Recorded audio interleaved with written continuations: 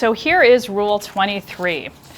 At different points in Rule 23's history, perhaps different subparts would be bolded for emphasis, but the basic structure of Rule 23 has been quite consistent for some time. Each and every type of class action requires the satisfaction of the elements of Rule 23A. Numerosity, enough people basically.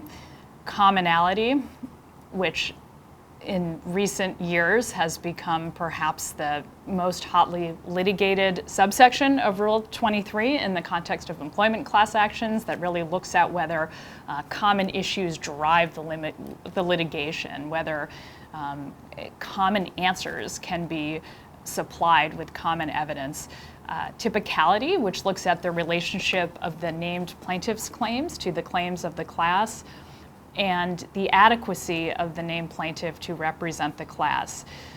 Their familiarity with the litigation, that doesn't really come up so much in employment class actions. Typically the named class reps are people who by definition have worked at the company and they're not sort of unfamiliar with the factual issues. Adequacy might arise if a defendant argues that there is some arguable supervisory authority between and among the different class members, and so that's where you might see that in this context. Rule 23G, which used to be in Rule 23A4, looks at the adequacy of class counsel. Rule 23B actually has three elements, B1, B2, B3. As discerning mathematicians might notice, there is no one there.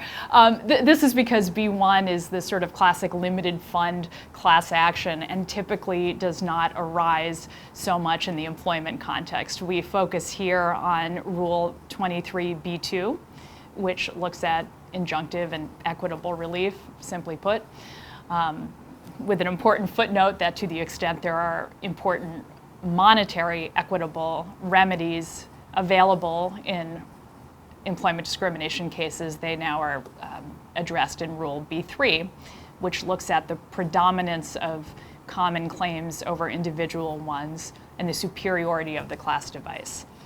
I mentioned Rule 23C because it has a couple of important provisions.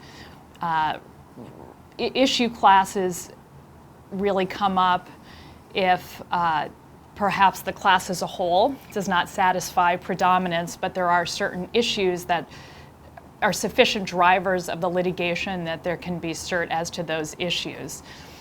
This is relevant to employment cases because, and it in fact has an interesting relationship with employment cases because often liability issues really are very common, and conversely, it is sort of well established as a substantive matter that certain individual damages issues are really for phase 2 type proceedings. So practitioners in this area of employment law tend to follow what courts sort of do with issue classes and what is a truly appropriate issue class.